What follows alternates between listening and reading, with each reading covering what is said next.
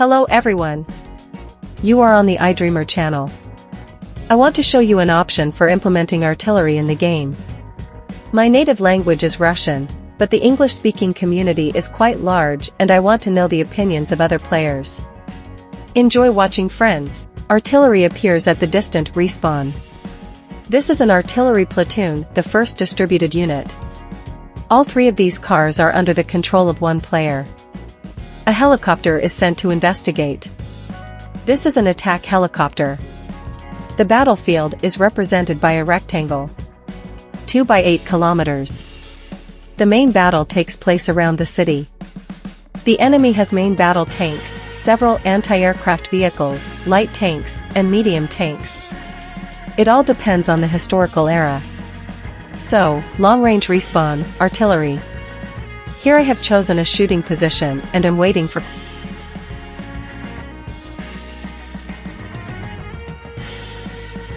Here we see the distant respawn of the enemy and his artillery. There are about 7 to 8 kilometers between them. And I will now show you that everything can be realized, quite realistically. Our attack helicopter is moving while there are no enemy aircraft. This is the start of the fight. Sometimes you can fly out with bunks, or with a machine gun.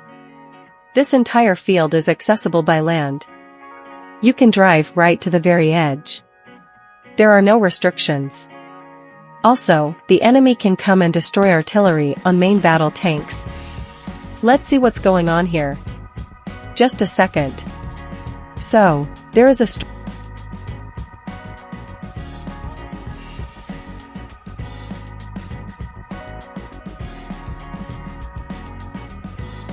a cheetah is shooting. Let's say that some units can transmit coordinates, provided that the radio station is working. Right? Not telepathically, right? That is, the radio station acquires a meaning, a role, it must be in good working order. It also has characteristics such as range, noise immunity, etc. I think you understand what mechanics we are talking about. Let's say I passed on the coordinates of this cheetah to my gunners. Some, yes. And they begin to work on it. 3 artillery vehicles can be controlled by one.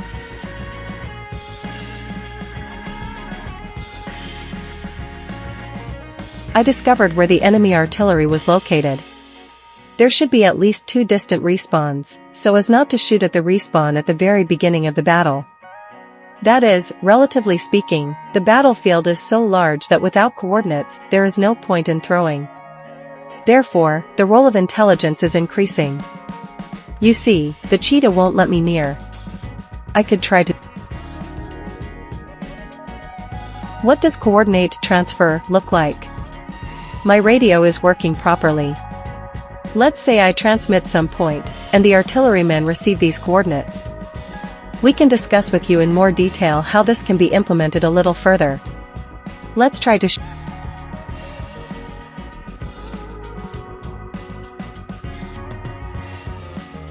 Well, I didn't succeed, but I transmitted the coordinates, that is, my helicopter was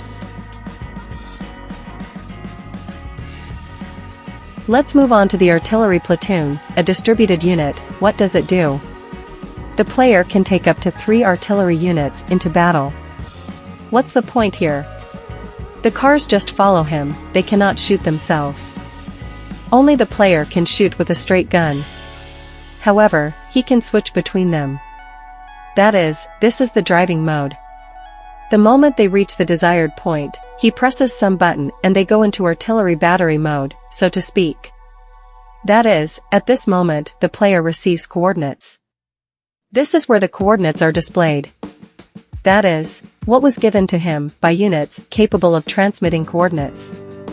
He sees these coordinates, and if the car is without automation, without an onboard computer, then he manually carries out the guidance. Azimuth gets the range to the target. He can set it on a stylish trajectory, that is, it's like this. Or the trunk rises high enough. I'm not an artilleryman, but I think you get the point. That is, like a mortar, almost vertical shooting. So, at Acacia, it still rises higher.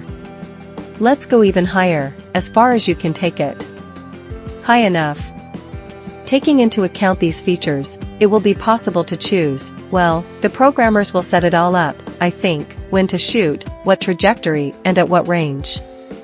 So, when we switch to artillery platoon mode, at this moment the player, all three of his artillery, all of his three vehicles are shooting at a specific. The player's units shoot at one point at once. Volley. By analogy, as is done in naval battles on battleships, when 5 or 6 guns fire at one point. So we got the coordinates. Let's get our bearings.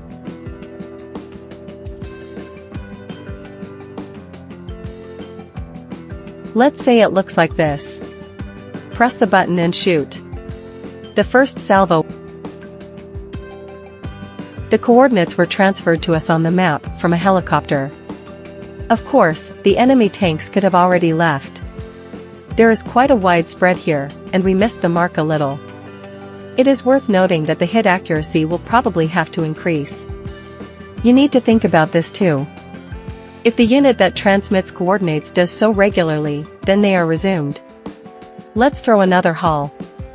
As you understand, there is no toxicity here, because the projectile flies for quite a long time, and if the player moves at least 10 meters away, then all this will lose its meaning. This only makes sense against hardstand. Let's say that the enemy's artillery is also in artillery battery mode, and at this moment it cannot move, because it takes time to change the mode from movement. The mode change time is a balance value.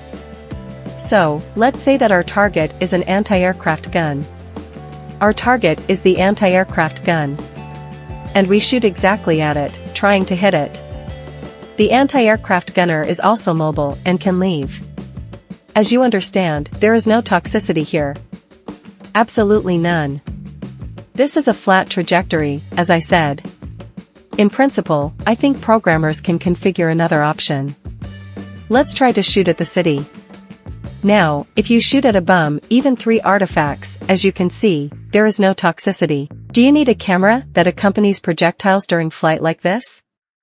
I think that the guys are needed, because this is a game, the element of entertainment is important here.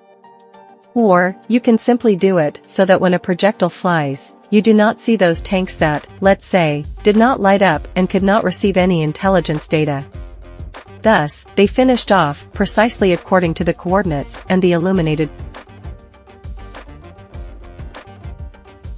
That's it, friends. Well, here, of course, we are adding more points for replenishing artillery shells. They can be at distant respawns, like boxes, replenishment areas. As you understand, there is no toxicity here, because naturally, an airplane or helicopter will soon come for the artillerymen who are shooting like that. Or, an MBT will simply come over the ground and pick them up. Here we are shooting at 8 kilometers. They could have shot closer. Some art systems, they shoot almost like mortars and mortars. That is, I showed you 8 kilometers. And this is all quite real. I think it will be possible to do all this even for 10 kilometers. This is completely acceptable. And considering that reagents appear there, getting to the battery for these reagents is not difficult, guys. None. Here it's also worth considering, let's say, the accuracy of such salvo characteristics, right? Number of units. That is, if one player can take up to 3, maybe up to 4. There can be a battery controlled by up to 4 units. That is, all this needs to be tested. Just make a game event, guys, and test it. This is how shells fly over the battle. The second obvious conclusion is that it is the rate of fire and mobility that is increasing, that is, how quickly artillery systems can fire a salvo and change their position on the battlefield. And here, as you understand, wheeled art systems again assume a normal role. G6, British art. Quickly changing the mode, they literally fire a volley and then immediately leave, without risking a response, they leave the place of the shot. This is all a huge space for thought, for mechanics, for premium cars, for new cars. That is, if the developer thinks in this direction, then I think everything will pilots will now have new combat tasks, new targets for bombing, or for cannon weapons. These are long-range respawns. That is, if in the classic battle of realistic tank battles everything now revolves around a 2x2 square, quite intensely, now an element of tactics appears. The player can choose close combat, or be further from the front. If we understand that there is a rear enemy air defense battery, but an artillery battery, then the pilots are tasked with destroying it. Of course, the artillery will not stand alone, there will definitely be anti-aircraft gunners there to cover it. Well, here, as they say, the situation is already unpredictable. So, here we found a battery that was firing at the German team. Let's try to They sent a bomb. Just one bomb. She was in artillery battery mode, that is, she needed 10 seconds to even start moving and switch to mode. This is, let's say, a balance value.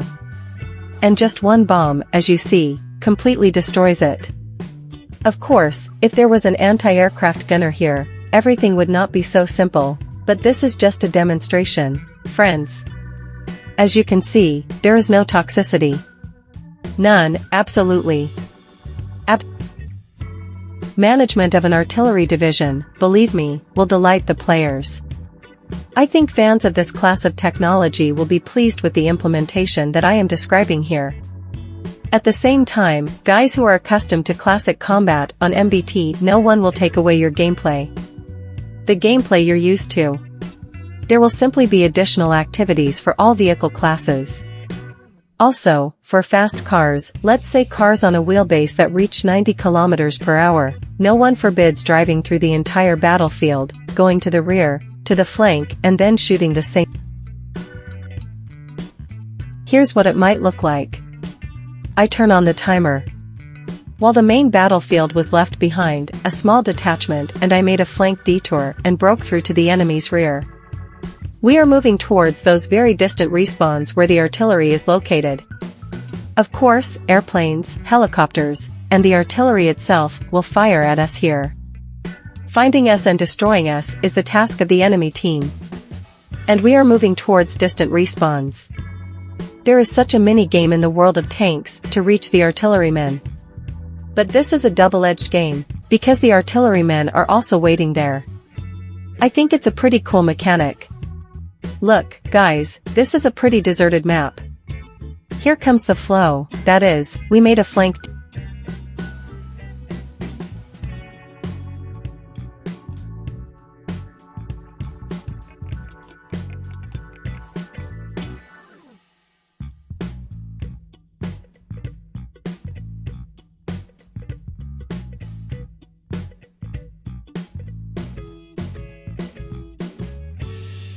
Someone decided to appear there at a distant respawn, and we bypassed them.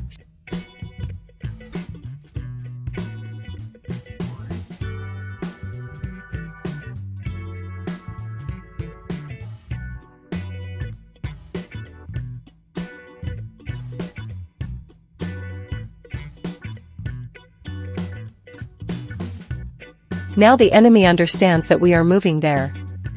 Basically, not for long. I've been driving somewhere for only a minute. Well, my speed here is low, about 55 kilometers. It is clear that if you make a similar regime, you can make different options. Desert with rare shelters, small oases, or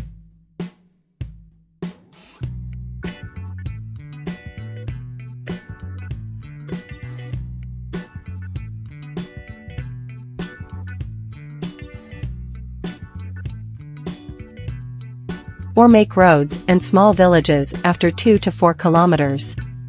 Then MBTs can make a tank breakthrough. In a detachment with friends, break through the front and move to the rear. I've been driving for about 2 minutes now. This isn't a driving simulator, right? Joe, there are artillerymen here somewhere.